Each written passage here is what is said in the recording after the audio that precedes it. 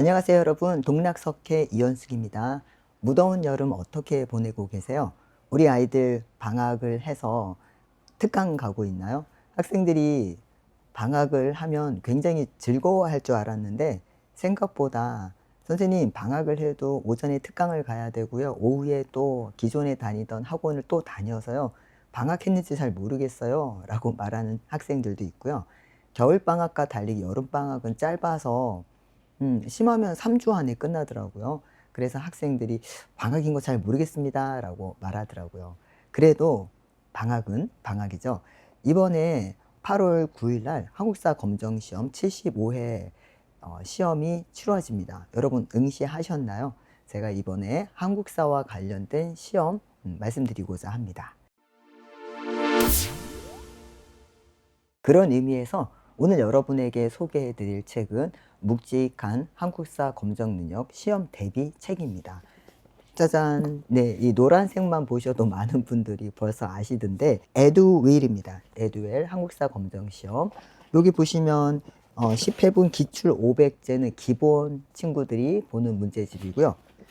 뒤에 여기 묵직한 건 1급, 2급, 3급 심화를 위한 문제집입니다.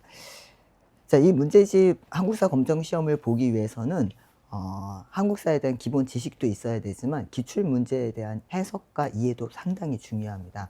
우리가 수능 시험은 매년 수능 시험 출제위원님들께서 아주 힘들게 모여서 시험 문제 내시고 수능이 끝날 때까지 외부와의 연락이 차단된 상태에서 지내시는 걸로 알고 있는데, 국사편찬위원회에서 실시하는 한국사 검정 시험은 문제 은행식입니다. 그래서 몇 년에 한 번씩 문제를 싹 바꿔서 새로 출제해 놓고 매 회차마다 이렇게 컴퓨터가 조합을 한다고 표현을 해야 될까요? 그래서 구석기 시대부터 현대 종합 문제까지 50세트가 만들어집니다.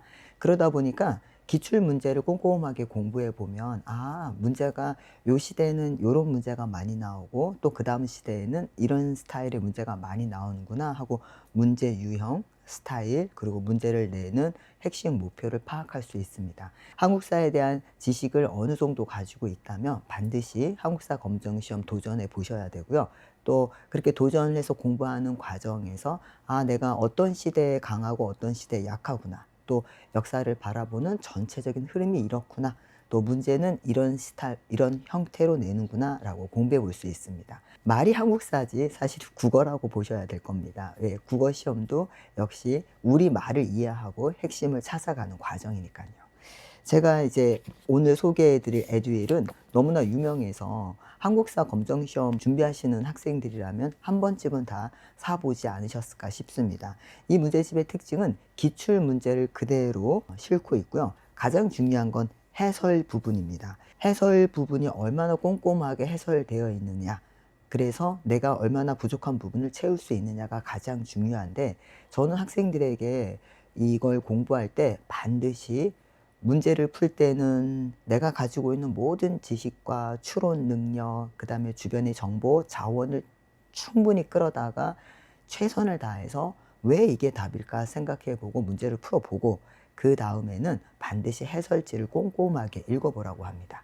친구들이 답을 맞출 때 맞고 틀리고만 표시하는데, 맞고 틀리고가 중요한 게 아니라 이 문제는 왜 이게 답이고 답이 아닌 보기들은 무엇을 설명하고 있는지 그 해설을 읽는 게 중요합니다. 그래서 저는 학생들에게 문제집을 권해줄 때 해설이 꼼꼼하게 쓰여 있는 문제집을 찾으려고 노력합니다. 에듀윌은 역시 해설이 꼼꼼합니다. 물론 직접 선생님이 더 추가해서 해설을 넣어서 설명해 주는 거에 비해서는 지면의 한계상 해설이 아주 많게 디테일하게 들어가 있는 건 아닙니다. 그렇지만 학생들이 혼자 공부하면서 이게 이런 뜻이구나, 비변사, 이런 뜻이구나, 명종 때 만들어진 비변사가 쭉 이어지다가 흥성대원군이 비변사를 축소하고 폐지했구나 라고 요 정도의 어떤 기본 어떤 디테일은 충분히 문제집에서 지면을 할애해서 학생들이 공부할 수 있도록 기입을 해 주셨습니다. 그래서 해설이 풍부하다는 게 장점이고요. 두 번째는 기본은 이제 시대별 기출, 그 다음에 여기 보시면 심화는 이렇게 얇게 따로 이렇게 나와 있습니다. 빈출 패턴북이라 그래서요. 마지막에 이제 따로 공부할 때 유용하게 쓸 수 있습니다. 그래서 심화 기출 문제를 1000개를 모아놨기 때문에 학생들이 충분히 공부할 수 있습니다. 한국사를 우리 친구들이 공부해야 되는 이유는 여러 가지가 있는데, 그 중에서 가장 중요한 건 나와 세계를 이해하는 비판의식, 그리고 나와 세계의 관계를 정확하게 이해하면서 내가 이 세계에서 어떤 위치를 차지하고 있는지 스스로를 돌아볼 수 있는 가장 핵심 뿌리가 역사입니다. 한국사는 세계사의 일부분이죠. 그래서 좀 더 나아가서는 세계사까지 넘어가야 되고, 실제로 우리가 심화해서 1급, 2급을 따기 위해서는 세계사에 대한 지식도 상당히 있어야 됩니다. 그래서 3.1 독립만세 운동이 왜 1919년 3월 1일이냐? 보통은 고종 황제의 인산일이 3월이어서 그렇다고 말씀을 하시지만, 물론 그것도 맞지만 좀 더 디테일하게 세계사랑 연결시켜 보면 바로 1918년에 1차 세계대전이 끝나면서 민족 자결주의가 전 세계의 지식인들의 가슴을 울렸기 때문입니다. 그래서 도쿄에서부터 우리 학생들이 28 독립만세 운동을 한 거고, 그 힘으로 3.1 독립만세 운동까지 이어질 수 있었습니다. 세계사의 흐름 속에서 한국사를 볼 수 있는 눈, 또 반대로 한국사의 중심을 잡고 세계사의 위치를 찾아갈 수 있는 눈, 그게 필요하기 때문이고요. 두 번째는 이제 통합사회, 통합과학 많이 들어보셨죠? 올해부터 이제 고등학생들이 통과 통사라고 해갖고 과학과 사회를 문과 이과 나누지 않고 전체 통합을 해서 학습을 하는데, 그 학습의 가장 베이직, 배경 지식의 가장 베이직이 역사입니다.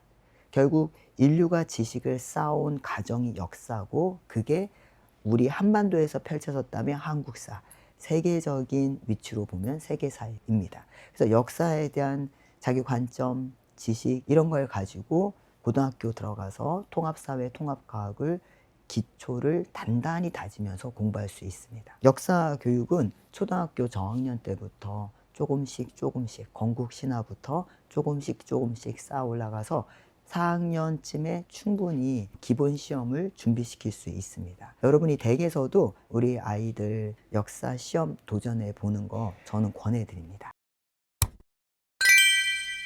해설이 꼼꼼하고 무엇보다도 테마별 또는 시대별 문제가 자세히 나와 있어서 혼자 공부한 우리 아이들에게 도움이 될 수 있는 문제집 오늘 소개해 드렸습니다. 정보가 도움이 되셨다면 구독과 좋아요 부탁드립니다. 감사합니다.